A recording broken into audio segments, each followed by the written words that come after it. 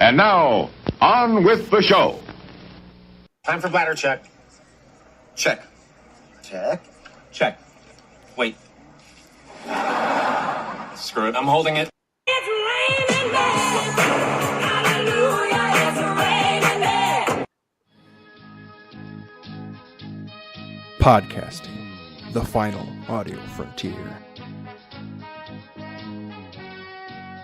These are the legends of Brown Squadron. Our computer is picking up a strange signal. Here, sir, you better take a look at it. The ongoing mission? To explore the Star Wars universe and other nerd culture topics. To seek new content and new cantinas, bars, and lounges. To boldly annoy Scruffy by making too many bad jokes. Welcome to the Hyperspace Heroes Podcast.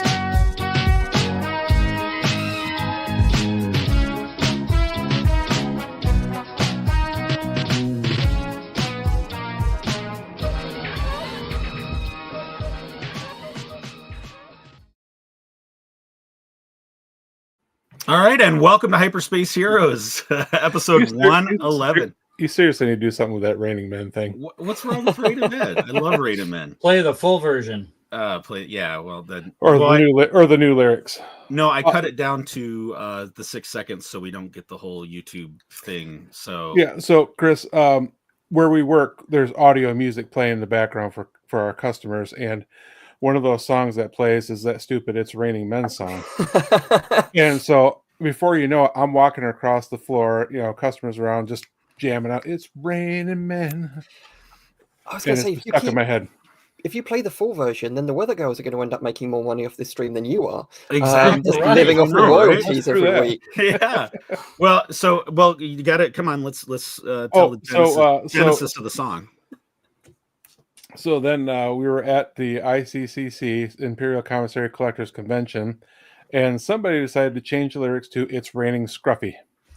Sorry. So that became the song of the whole convention. Yes. in the podcast studio. Every once in a while, everybody in the room would just start breaking out into "It's Raining Scruffy." And so I need to get access to an AI and just have it rewrite the whole song so that we can patent it and throw it out.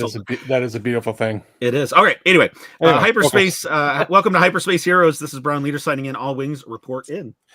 Brown 2 reporting in. Brown 4 standing by. Brown 16 checking in. All right. Yes. All right. Welcome back, Doc. How are you, sir? I am good. Thank you very much for having me. I have regenerated. I've reappeared. Right on. Well, it's been a while since we've had you on the show, and you've had some pretty exciting developments since we had you on. I think last episode was 33, and since then you have come out with your own book. I have come out with my own book, and in fact, even before that, I have both. Like, oh god, there it is. I love that front cover. The cover is amazing. Glorious.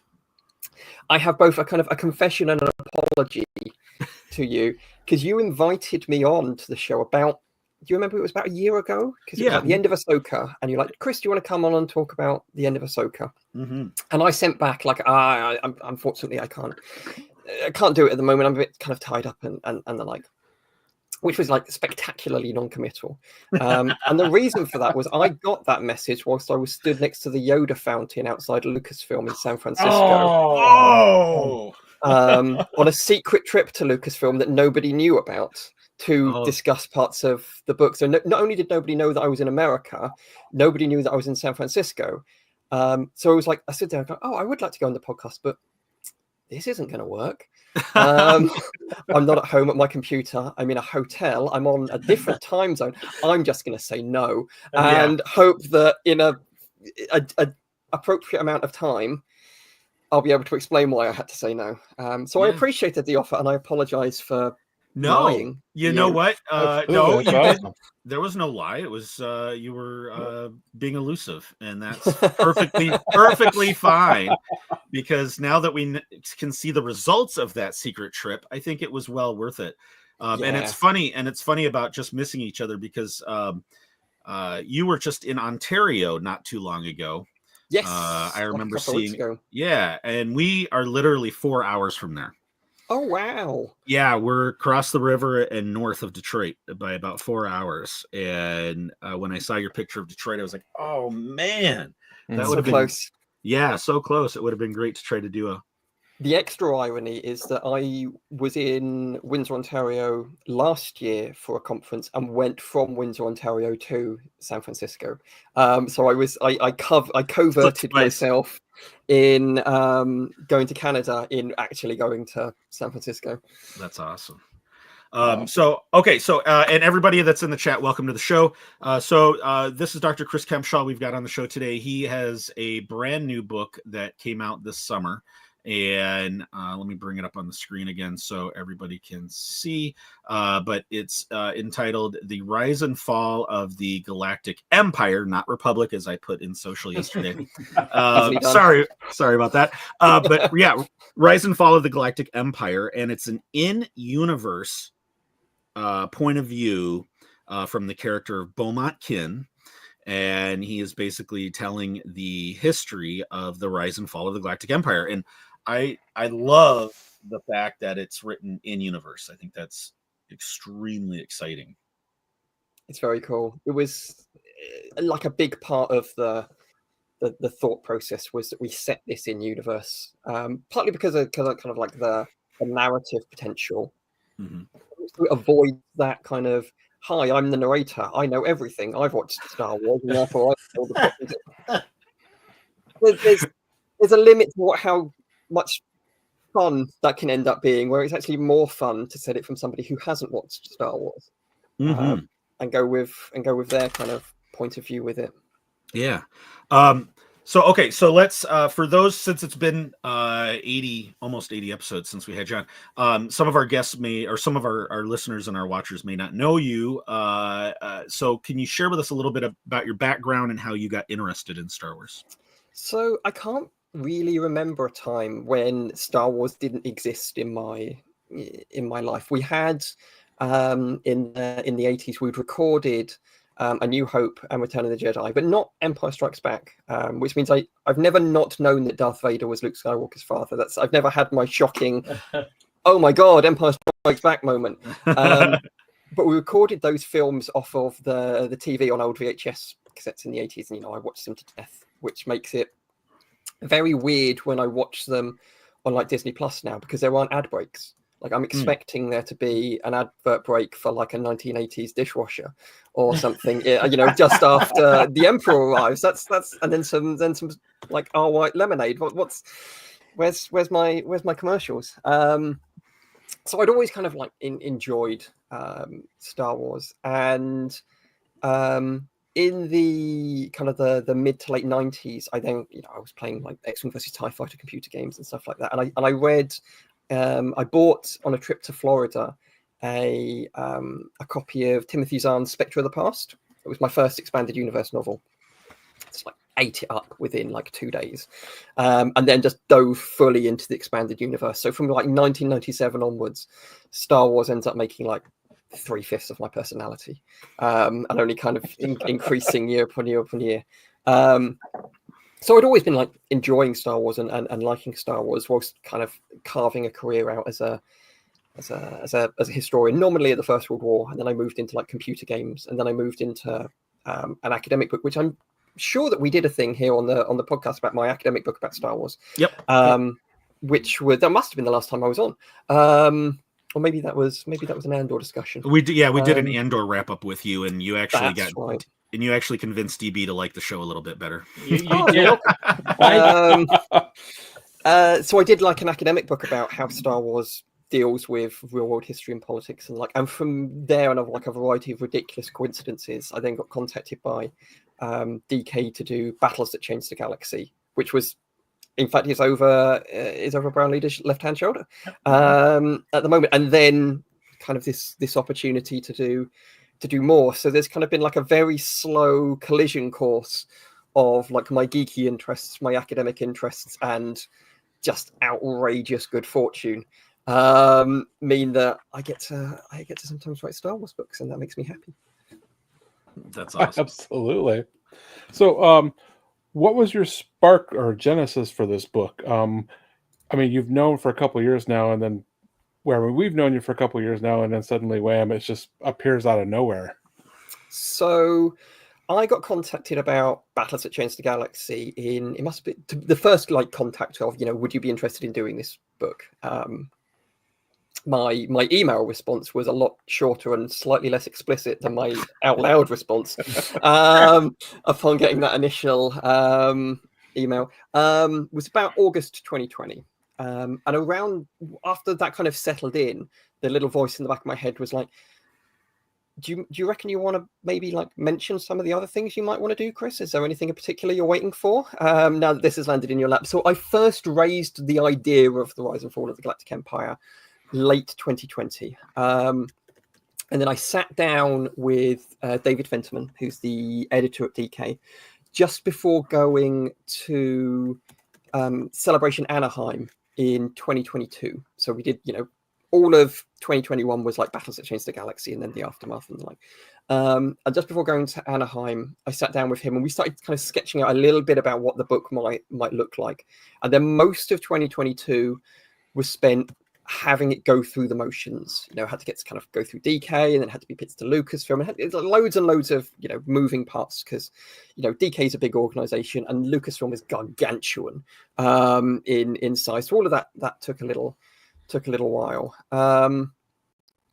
And we then I got a contract for the book towards the end of 2022. So I started writing it relatively, maybe January, February time. I did like an outline of the book and like a draft chapter so that it could go to Lucasfilm before Celebration in London in April last year.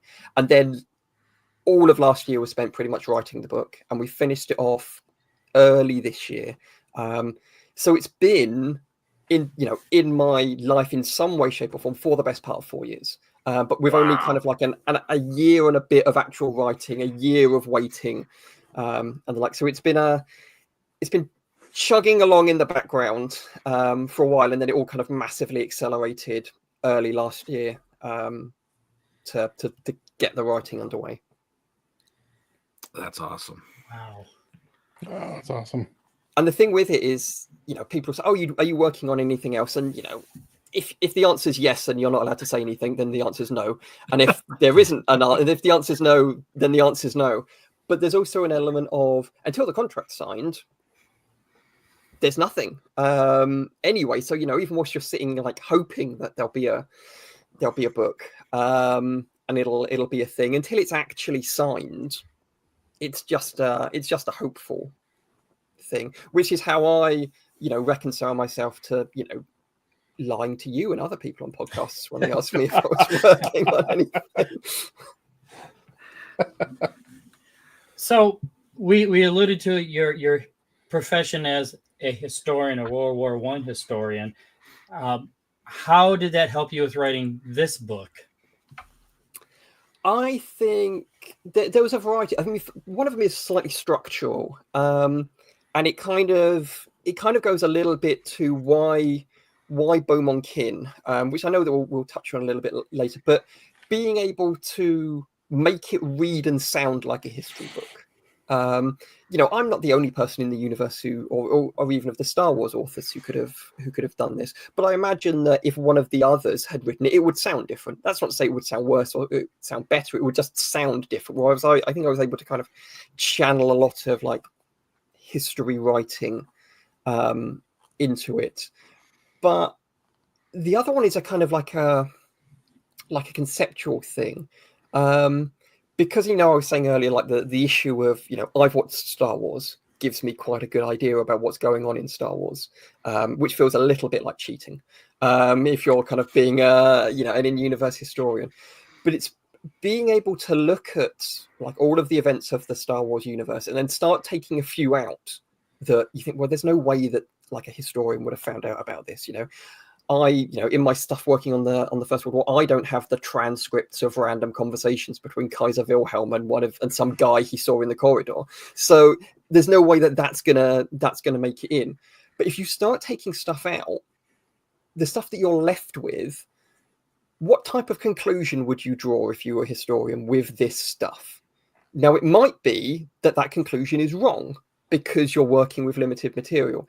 But if you can process it in a way that the reader's sitting there looking at it, go, well, I know that this is the wrong conclusion, or they're missing a key piece of evidence that would change their mind. But if I was faced with these bits and pieces that they're flagging up, maybe I'd actually draw a conclusion that's quite similar to this. That's kind of how I think of the benefit of being a historian writing a book about this, where you're kind of showing your workings as you're analysing as Beaumont Kin is writing it, to show your kind of your footsteps through it, to then transmit that to the audience. You know, this is how historians do it, and we might be right and we might be wrong, but we're going to show you why we think we're right, and then you get to decide if you think we're wrong. So you kind of pull the omniscience out of that we get with the movies. That's awesome. Yeah, I hadn't thought about it from that perspective, in the fact of being, because in your structure, I could definitely tell the structure of, you know, writing it like a historian. Yes. Especially with all the footnotes and everything, which I absolutely love, and but the fact that as a Star Wars fan, you've got to work out all those pieces, take out all those pieces that we as fans know from an omniscient point of view. Yes. And that's got to be that had to have been a very challenging part of the process. And the footnotes end up being the solution to that problem. So the big key problem that we all face, when I was talking to David Fentiman and I was talking to Lucasfilm, is how does Beaumont Kin know the things that Beaumont Kin knows? Bearing in mind, hasn't watched Star Wars. So then you start thinking, okay, what, you know, all of the events that happen, which of these would in some way make it into a record, a piece of paper, an archive in some way that you could then be drawn out by Beaumont, going, this is how I know what I know because it got written down in this Imperial report that I've read. And therefore I can say that, you know, such and such was discussed at the briefing on the Death Star in A New Hope. Because we've got the meetings of that minutes, but they've been edited to hate Admiral Motti getting choked out because nobody's going to write that down. So then the footnotes become the solution to the problem of, okay, we can take certain things and draw them through because I know the types of things that do make it into archives, because I spent quite a lot of my life in archives looking at the type of stuff that will make it and trying to figure out what hasn't made it and why it hasn't made it in. That's awesome. Yeah, that's absolutely awesome. That level of thought that went into that. Well, and what a great technique to use to solve that problem. That is, because there's, I mean, that was one of the first things that surprised me reading the book was the amount of footnotes, and now it makes sense because I was like, man, you know, it was just, and that's what I loved. I mean, the book is so, when you're reading it, it's just immersive. You're not reading a book about Star Wars; you're reading a book in Star Wars, and so you're just. Yeah, no, I'm totally was getting the whole Beaumont perspective and absolutely loving it. We talked about, you know, you mentioned that it was about 4 years this has been floating around, in concept and stuff, but like the actual research, how long were you just doing the research to get ready to write the book? So the way that we did it was, you know, when I knew that it was looking likely that the book was going to be a thing, which was kind of back in like middle to late part of 2022, was like, this is looking pretty likely that this is going to happen. So I was, you know, reading a bunch of stuff and watching a bunch of stuff. I've had friends say that they'd have loved to have watched me watching Andor as I kind of sat there like a praying mantis, just kind of gobbling up all of this information that was on the screen, going, well, this is clearly making it in. But it was an interesting way that we did it because I had like a tremendous amount of help from Lucasfilm Story Group that we worked, you know, very, very closely with. And because of the timescales involved, what was happening was I would sit down at the beginning of each month and go, okay, I'm going to write, because I basically wrote the book pretty much consecutively from like introduction all the way through to the conclusion. We did a couple of test chapters, like the genocide chapter, just to get the vibe right. It was like, right, this month I'm writing 5 chapters. They're about 4,000 words each, so it'll be 20 to 24,000 words this month, give or take. But I know that next month I'll be writing the next 5 chapters. So I would do a long list of random questions about those 5 chapters that would then go up the line to Lucasfilm Story Group, and they presumably look at them like the rantings of a madman, of like, why does anybody care about this? You know, some of it would be like, I need the name of a planet, or I need the name of an atrocity, or I need to know how this tax thing works. We need an example of that. But you know, some of it must have like been like, you know, the meme with the guy with the pieces of string and the map from It's Always Sunny in Philadelphia. And then I'd write my chapters, and as I then sent the chapters off, coming back through the internet ether would be the answers to my questions for the next 5. So then I'd read over those and I'd have a think about them. And all the while I'd be like, you know, I read Adam Christopher's Shadow of the Sith book, and like anything else that was kind of coming out. And if there was stuff in the comics, I'd get hold of the comics to read. And then I'd sit down with the next 5 chapters. And then, but before that, I'd do the questions for the next 5. And then we just keep leapfrogging each other all the way down the year. And in amongst that, you know, I'd have conversations with David, and I had this meeting in San Francisco with Lucasfilm to discuss some of the parts I thought were like really important and really interesting, but it needed to actually be a discussion. It wasn't something that we were going to be able to do over email or a Word document at 4 weeks lag. So, you know, sitting in a room with them for an hour and saying, this is some of the stuff that I want to do. So I was kind of like gathering up my own ideas and materials, but the Lucasfilm Story Group was doing so much heavy lifting on it to kind of deal with, because the book was contracted at 90,000 words long, and it's 120,000 words long. So I blew the initial aim by a quarter, or a third rather. So you know, that all of that stuff is requiring, you know, resources from Lucasfilm, requiring resources in DK. So there's an element, you know, I get my name on the front of it, but the close cooperation with kind of what was going on centrally at Lucasfilm was amazing. That's awesome. That's awesome. So I know you mentioned that you know, you were drawing from comic books and stuff. How did you conduct the research for the book itself? I mean, what other sources and material? We decided very, very early on that everything was relevant. Everything was up for grabs. So whether it was an episode of Rebels, you know, Revenge of the Sith, a comic, a novel, a reference book, everything could conceivably make it into the book. I've got a very weird memory, and again, this is probably because it's the only way at times you can survive, of spending like 10 hours a day in the archive, of remembering something that is, oh, that's interesting. So I'll remember, you know, what book it was, probably what page it was on, whether it was a left-hand page, right-hand page, how far into the book it was, and I drill down eventually and find the stuff that I needed. So whilst I am Brown 16, my core handle is the historian from Princess Leia of Alderaan, because he was a reenactor. He did a Clone Wars reenactment, which is in the book, because it's relevant, and it's in a novel, because the rationale was, okay, you know, some people might say, you know, the comics aren't for me, or the novels aren't for me, or the TV shows aren't for me, all of which is fine. But in universe, all of this stuff happened. So it's all equally weighted as important. And therefore, Beaumont Kin's going to have to draw from all of this stuff, because, you know, something that Darth Vader does, you know, kills an Imperial Admiral. It doesn't matter if he does it on the screen or on the page of a comic book. He still did it. And therefore, it's an example of how Vader works, an example of how the Imperial fleet works.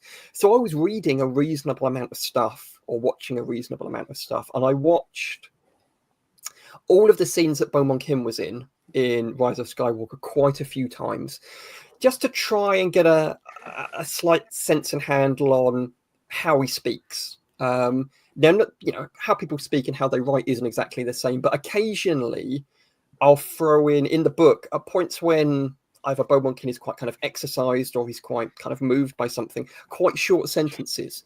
Because in Rise of Skywalker, when he's shocked about Palpatine coming back, he talks in short sentences. Cloning, dark secrets only the Sith knew. It's very, very short little sentences. So I tried to kind of input a little bit of that into his writing style as well. So it was quite a kind of all-consuming thing. We cast a really wide net for everything. And with the Jedi Survivor, the sequel to Jedi Fallen Order, Lucasfilm sent me the PDF of the plot summary of the game. And I was like, I don't want to read that. I want to play the game. Why would you give this to me? So I ended up like buying a deal for, because I needed to upgrade my Xbox if I wanted to play the game. So I had to buy a bundle deal for a new Xbox and the game, and then get through it as quickly as I could in like 2 weeks, so I could get the story, and then I'd look at the PDF document. So some of the stuff didn't get introduced into some of the chapters until reasonably late on, because I was like, I don't want this. Why would you put this in my this? Why do you hate me so much? That's great. I want you a book. I'm gonna tell that to Mrs. Brown later next time I'm playing a video game. I'm doing research, dear. doing Really, research. honestly, I'm doing research. It always works. Welcome to the show, Carbonites. Thank you. Not only the belated Adventurers Day, Happy Life Day. Happy everybody. Life Yeah, Happy Life Day. Yes. Yes. Oh, we know what I'm doing after this. Yeah, absolutely. DB, go ahead. So you briefly touched on it at the opening, but why did you decide to write this as an in-universe book using the voice of Beaumont Kim? And if, for those who might, for some reason, not be familiar with who Beaumont Kim is, Dominic Monaghan played him in the sequel trilogy. Yeah. So one of the most important things in the conception of the book is, when is the book written? Because you could do a history of the Empire from after Return of the Jedi, or what I wanted to do was a re-examination of the Empire after the sequel trilogy. Because it gives the opportunity, or gives a rationale for why to write the book. Because somebody, gives whoever's writing it in universe to sit down and go, well, clearly we were wrong, because Palpatine came back and the First Order came back. So, everything we thought we knew has changed. We need to revisit all of this stuff, which I think is quite a kind of a nice hook for a history book. And I was aware that, whilst it's never explicitly said on screen, if you look at kind of like the visual dictionary for Rise of Skywalker, that it identifies Beaumont Kin as a historian. And, historian characters who've appeared on screen are pretty few and far between in Star Wars. If it was an archaeology book, then it's going to have to be Dr. Aphra, or maybe kind of Beaumont Kin, but it'd be much funnier to be Dr. Aphra. So that goes on. Well, he's the guy. Then he's the guy to sit down and do this afterwards, because it gives him the opportunity, as someone who has lived through this recent First Order war, to go.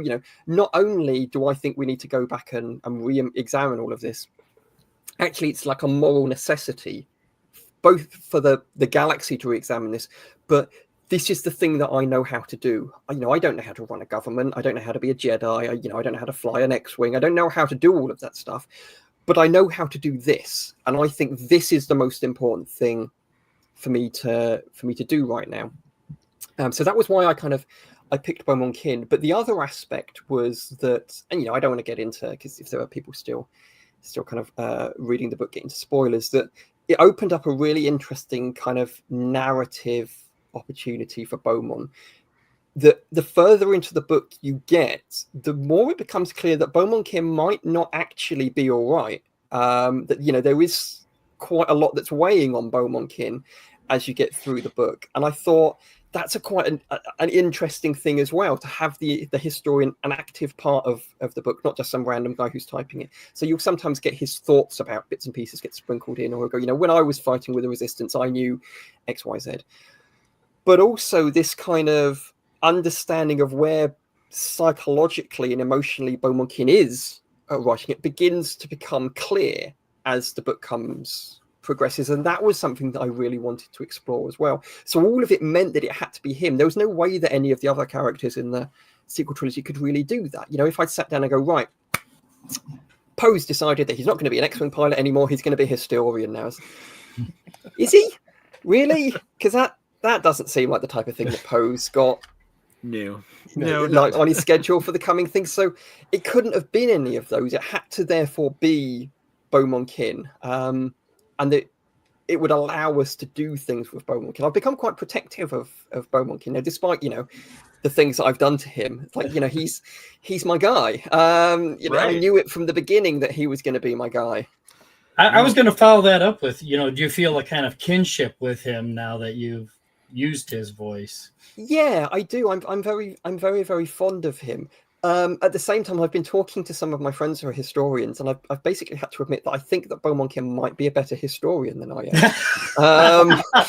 He's a lot more responsible and rigorous in how he does stuff, and he knows a lot more stuff. He does like economic history, and he does social history, and he does military history. He might just be better at this than I am, which is a weird one to kind of reconcile yourself with. That's funny. Yeah, when you had those little pieces thrown in there showing his character through it really led me to the conclusion that they could turn this into something on screen as well. Yeah, that'd be cool. And kind of a little Indiana Jones-ish style, but from a historian perspective of Beaumont going back through the history and learning all these things. I could totally see a further developed story, for entertainment purposes on this. What was something, Doc, that surprised you that when you were doing your research and writing this? That's a really good question. One of the things that I had to kind of plan out in my head and kind of reconcile and think about was, what does the Empire care about? Because it's part of the answer to the question, how does Beaumont know the things that Beaumont knows? So the Empire will keep records of the stuff that it nominally cares about, even if no one's ever going to read those records. Watching Andor and seeing Cyril working away in his little cube, no one's reading that stuff, I think. No one's reading all of these reports. The Empire generates paperwork because that's what the Empire does. But just because nobody's going to read it doesn't necessarily mean that the Empire doesn't care about it. So that's why it keeps producing.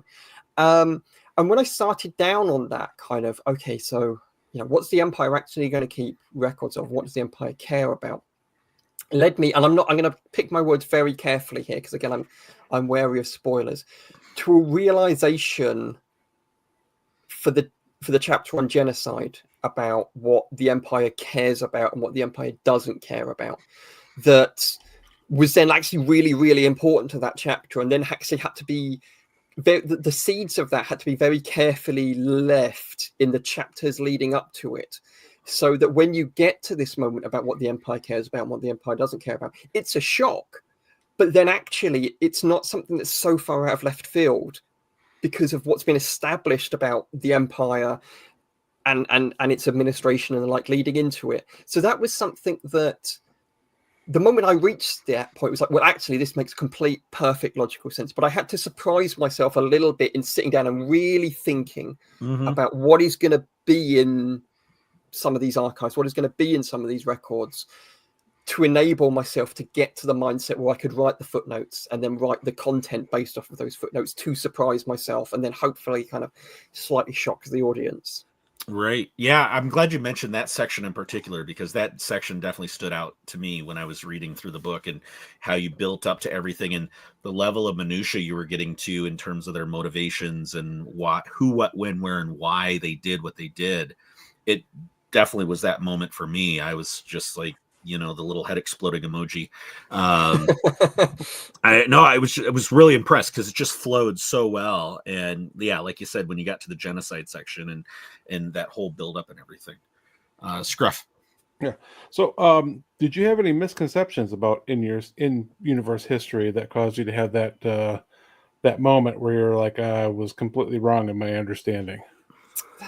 I don't know if there were, because the reason for that is something else that actually, you know what, this does actually fit, in that something that became apparent to me and Lucasfilm very, very early on is we don't know anything about the Galactic Empire.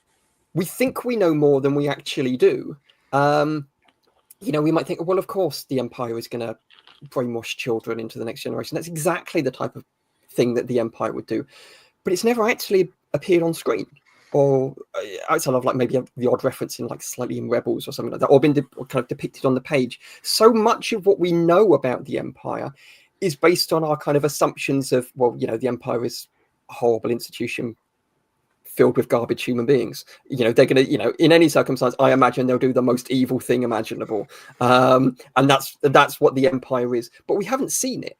So one of the things that was kind of like once we kind of realized that actually there's so much about the Empire that has not been portrayed or written down, was okay, well, now we have to build it. We have to build it from the ground up so that we can have like a solid foundation of kind of generalized understanding to then pick and choose our case studies from.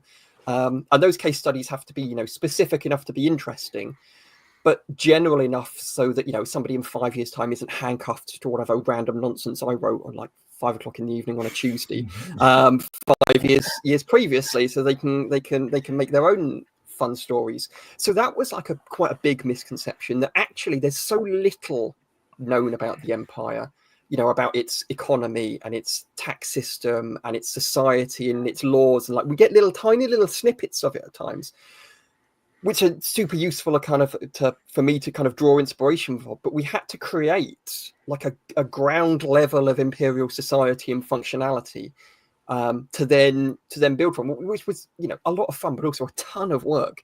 And some of that stuff just doesn't make it into the book, of kind of trying to understand how some of this stuff works so that we can then do stuff. So that was probably a misconception, certainly on my part. I don't know whether it was on the same level as Lucasfilm, that I assumed we knew more about the Empire than we did know about the Empire.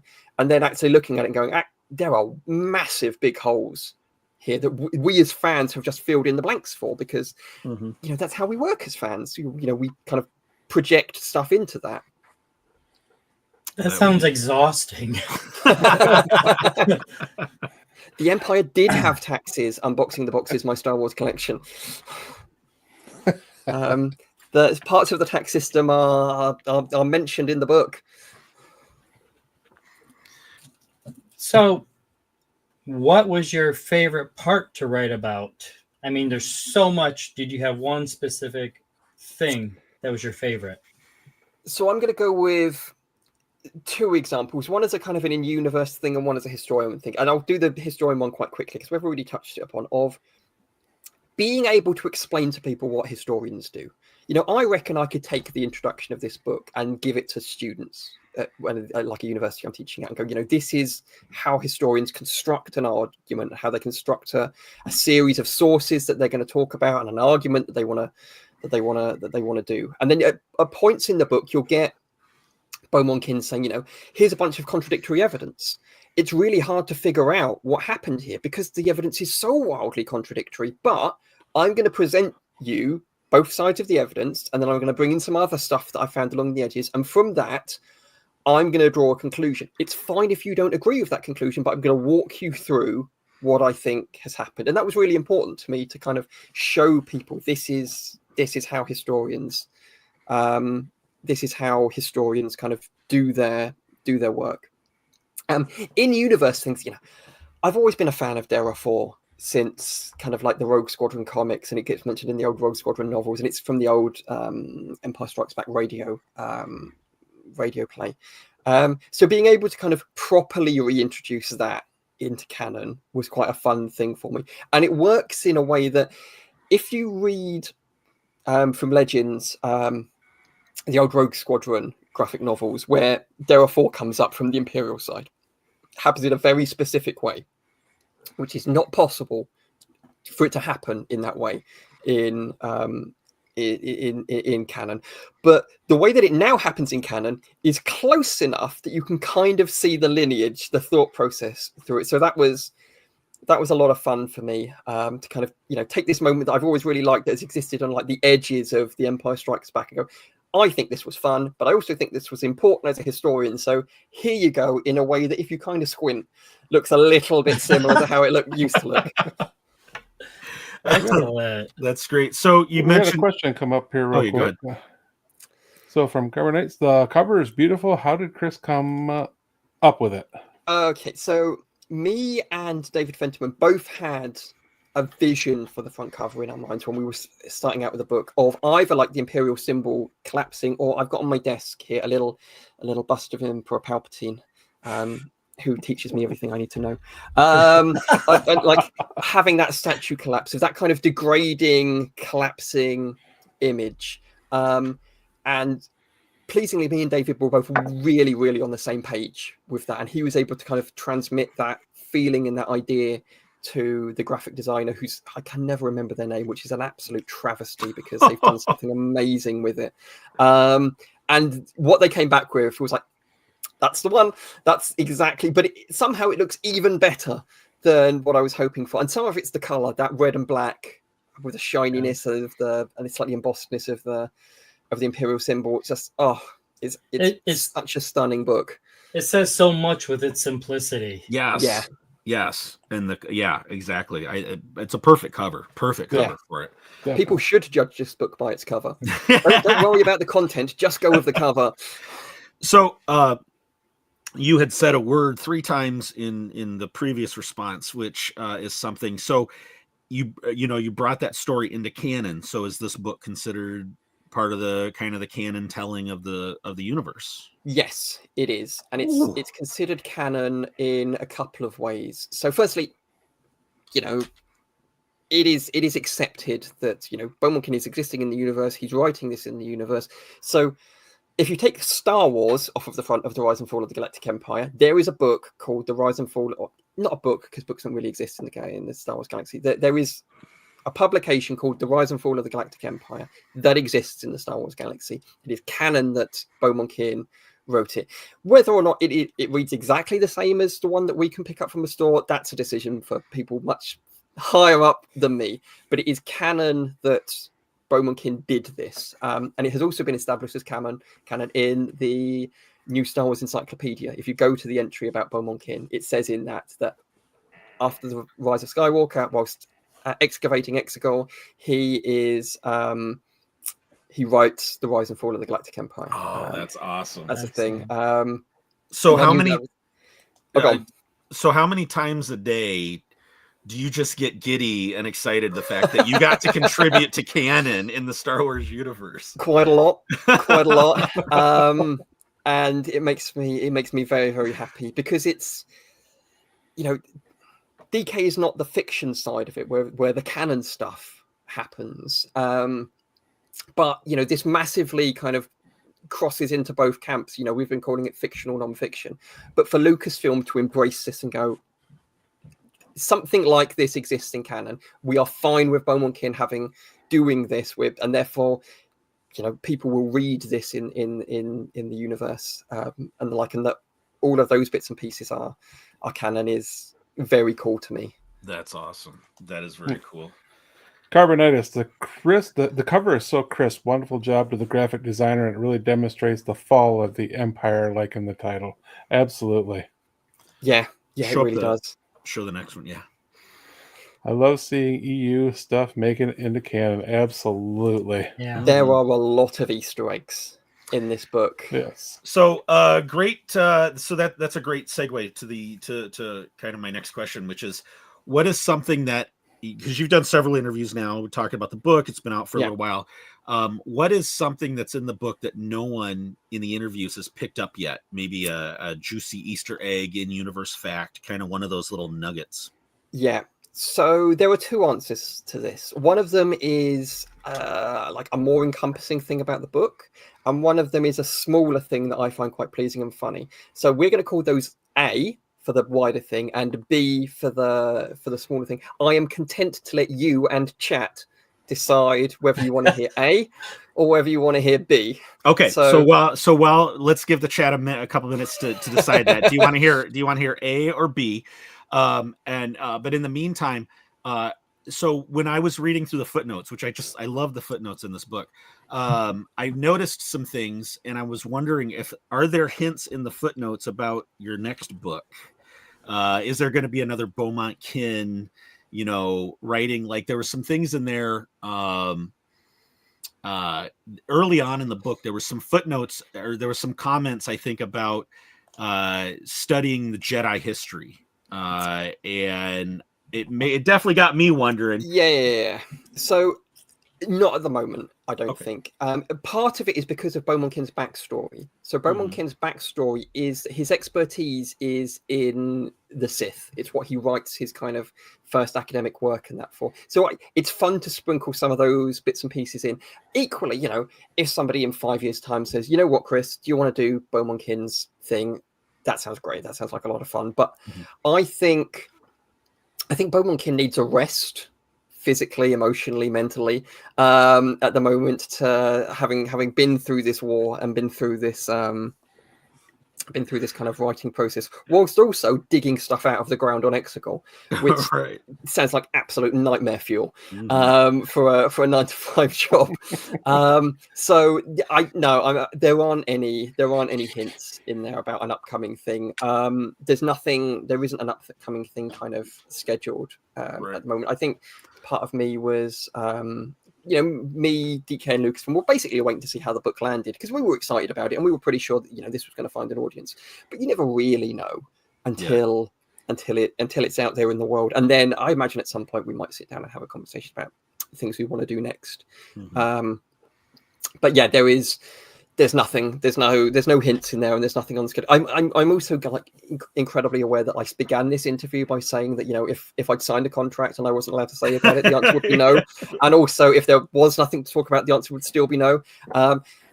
Well, the answer is still no. I just know now that the next time we invite you on, if you're indecisive and put us off, and then we know you're working on another book. It's just, we know where you're at. We know what you're doing. All right.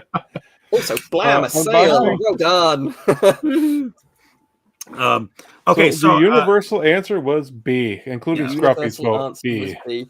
This doesn't tell us like a great deal about the book. It doesn't tell us a great deal about the galaxy, but it's something that I think is fun and I think is funny, and nobody that I'm aware of has picked up on it. And I'm not going to give the actual answer to this, but I will simply say that there's a character in the book named after me.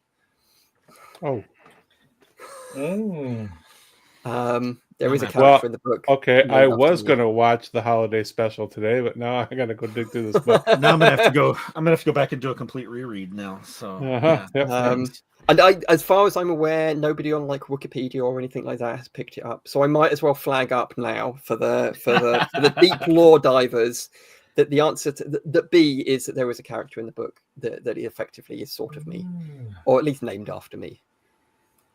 Okay. That is us. Well, that is the. Do you want me to do A as well, just for? What the heck? Yeah. What the heck? So DB wanted to go A. Yeah. I felt like I was at the minority and I wasn't going to say anything. Come on, give us A, Doc. Give us A. Yeah. There is a degree of non-linear storytelling in the footnotes. I would recommend people really, if you're going to go back and reread the book anyway, really read the footnotes. Are they telling you what you actually think they're telling you? There's a lot of kind of extra stuff being transmitted by the footnotes, even in regards to what it says that they're citing. Okay.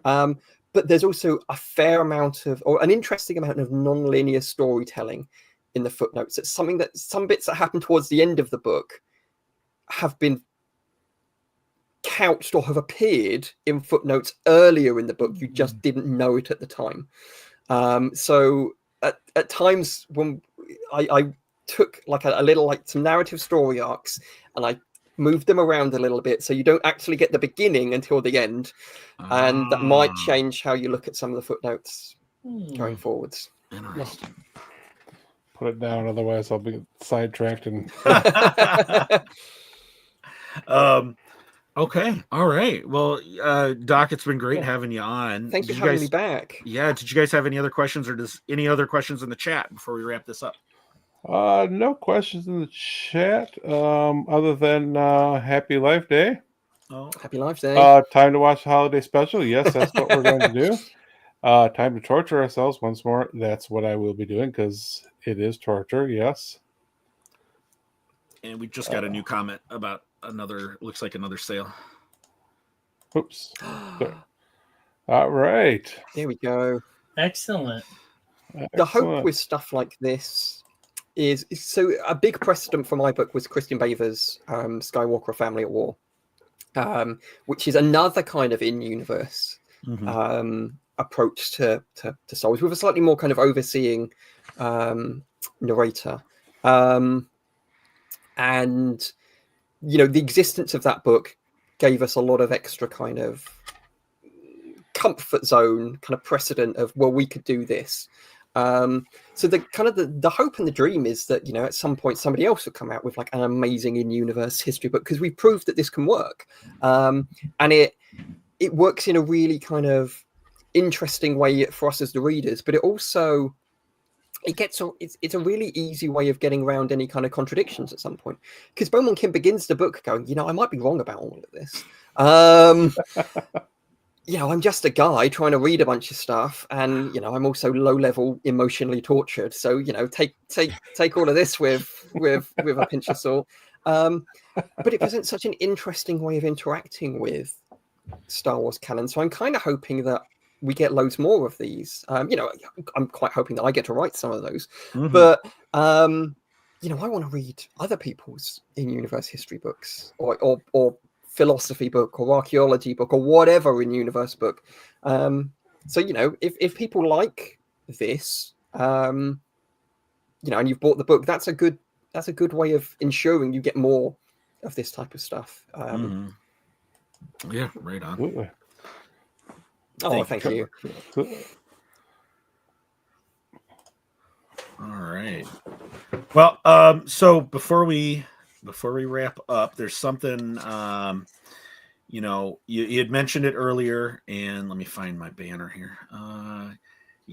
When you'd first come on the show way back when, you got Brown 16 Damati. There he is. But with your recent updates and now being a teller of canon or creator of canon type products, wondering if we wanted to give you the option if you wanted to change it to your handle to Beaumont. I am quite tempted, partly because I know what happens to Damadi. I didn't mention that when we gave you Damadi way back when. Yeah. But I think I made like a passing joke about him not hasn't published for a while, which does slightly kind of suggest the elements of his fate. So I'm happy to go with Brown 16 Beaumont. I can't possibly speak for what Beaumont Kim thinks about me.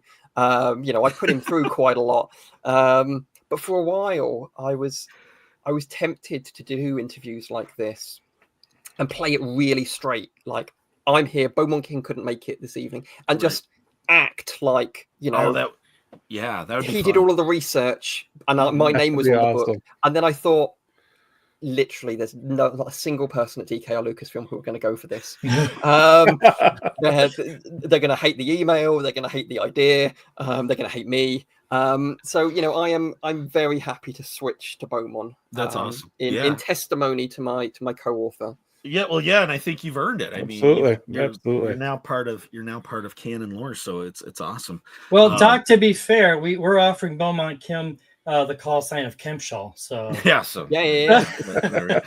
and I don't know how appreciated that offer will be, but you let me know. So, you've talked about, I know you were like in Windsor at an event not too long ago. Do you have any other appearances, anything coming up, any book signings or anything like that people can find yet? I think probably the only thing that I can think of is I'll be at Celebration next year. I will be in Tokyo, which I am looking forward to. So all of those details need to get sorted out, but I would hope that there'll be like a signing there or maybe some other bits and pieces there. So yeah, if anybody is going to be at Celebration next year, come say hi. If you liked the book, definitely come say hi. If you really hated it, don't worry about it too much. Don't stop by.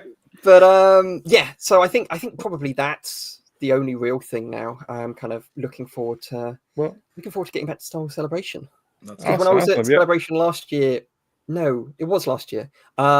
In London, I didn't do anything for that. There was no signings and there was no panel and the like. But I knew that the book was on its way, and we were working on it. So I was almost keeping a slightly low profile at Celebration, lest anybody would be like, "So, Chris, what are you up to?" It's like, I'm leaving. This conversation is what I'm doing. And now I can just be like, "I wrote a book. Come talk to me about a book."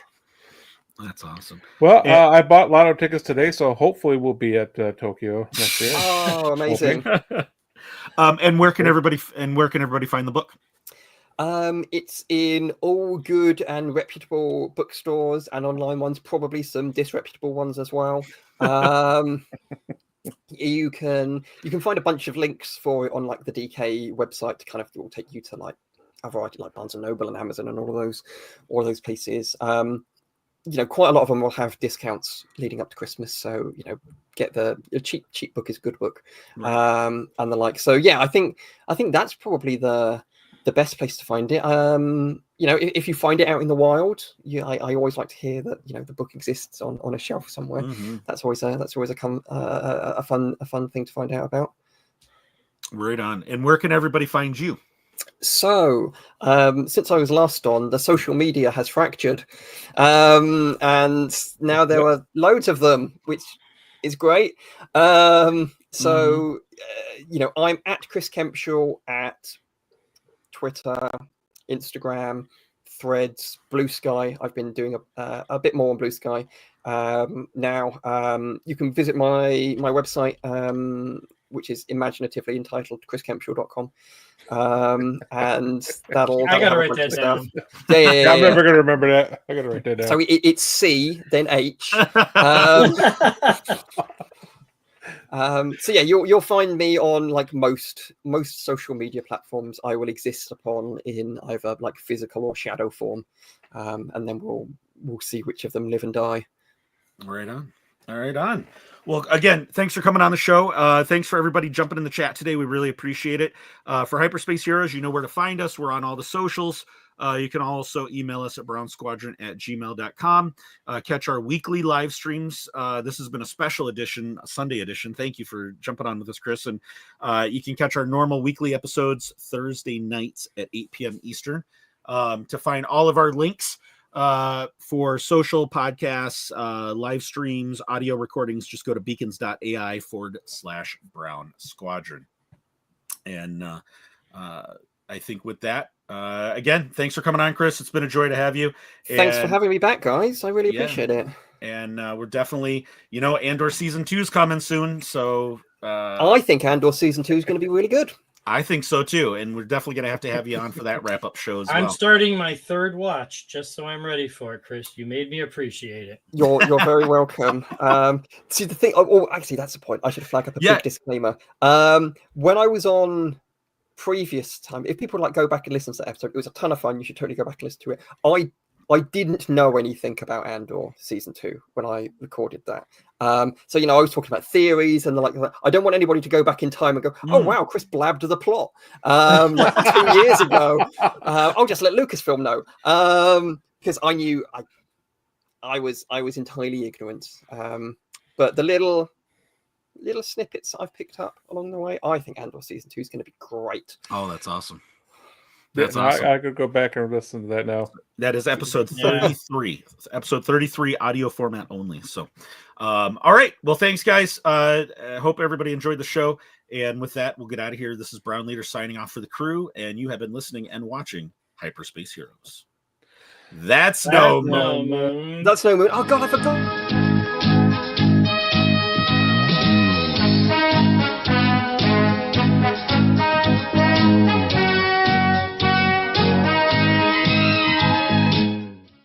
Was it good for you?